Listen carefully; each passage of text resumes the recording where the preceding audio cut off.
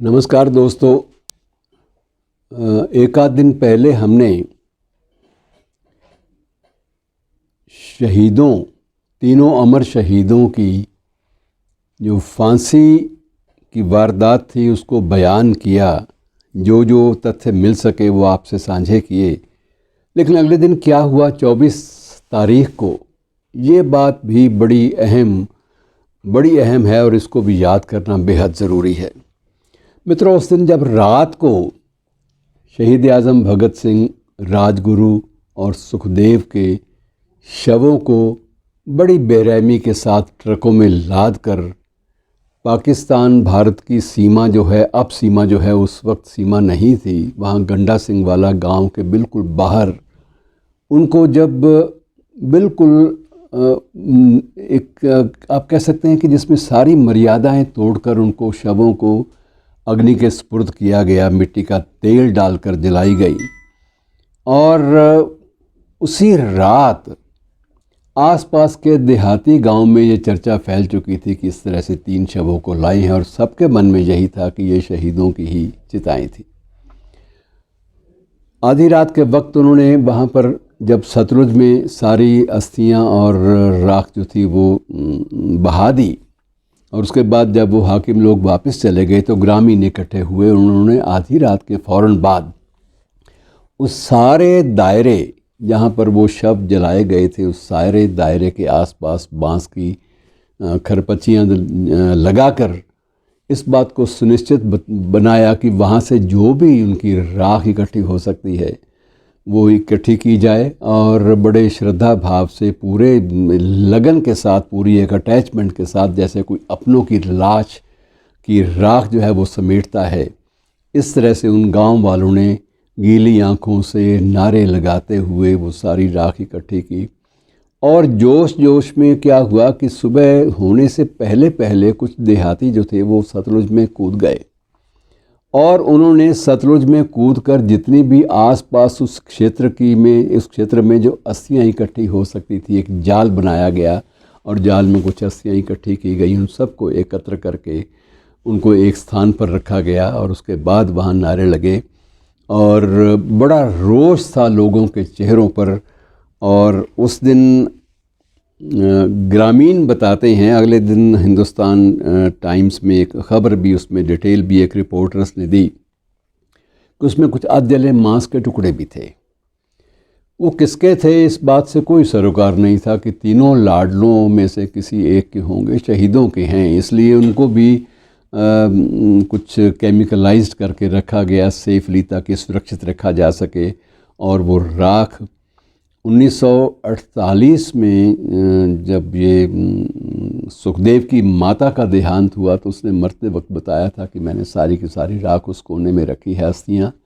और वो सारी की सारी वो इस कौम की, इस देश की अमानत हैं और उनको सुरक्षित रखा जाए। और उसके बाद मित्रों, बाकायदा 24 तारीख को एक जुलूस निकला, शोक जुलूस,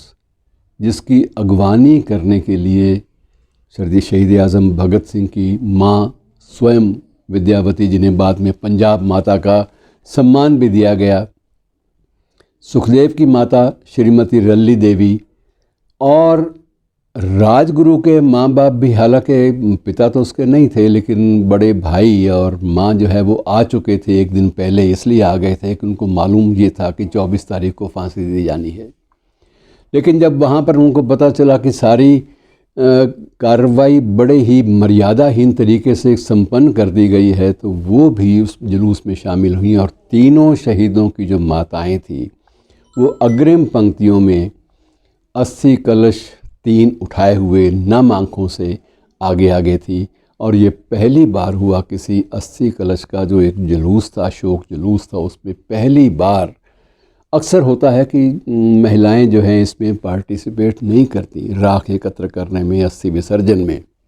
लेकिन पहली बार उस दिन हज़ारों की संख्या में इन तीनों के पीछे पीछे हज़ारों की संख्या में महिलाएं थी, गांवों की, लाहौर की, और उसके बाद हज़ारों लोग एकत्र होकर विधिवत उन सारी अस्थियों का कुछ अंश रावी में पूरी मर्यादा के साथ, पूरी धार्मिक मर्यादाओं का पालन करते हुए रावी में उन अस्थियों को विसर्जित किया गया विधि पूर्वक। और उसके बाद उनका जो कुछ अंश था वो सब लोग ले आए और वो राष्ट्रीय अभिलेखागार जो हमारा दिल्ली में है वहाँ उसको रखा गया। और ये जो अस्थि कलश वहाँ रखने की बात थी, ये स्वाधीनता प्राप्ति के बाद ही मुमकिन हो पाई। लेकिन जिसके हाथ जो भी उस राख की, जो शहीदों की राख थी, एक चुटकी भी हाथ लगी तो उसने उसको बड़े रेशम के रुमाल में बांधा बड़ी श्रद्धा के साथ और माथे पर तिलक किया सब लोगों ने। वो एक अजीब दृश्य था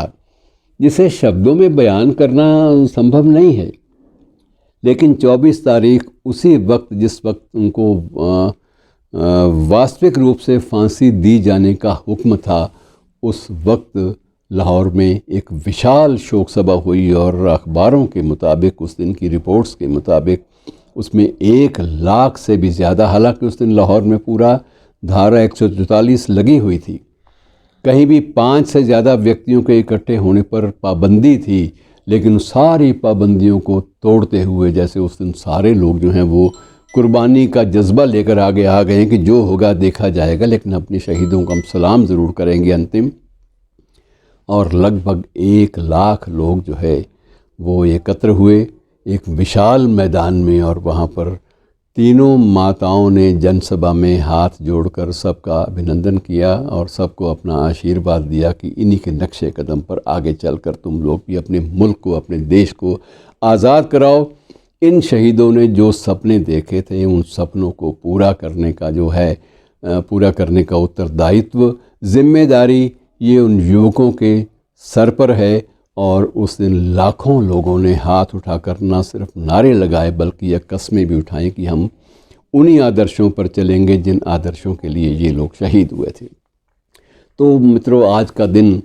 उतना ही महत्वपूर्ण रहा लाहौर के इतिहास में और भारत के इतिहास में, संयुक्त भारत के इतिहास में, जितना कि 23 मार्च का दिन था। शुक्रिया दोस्तों।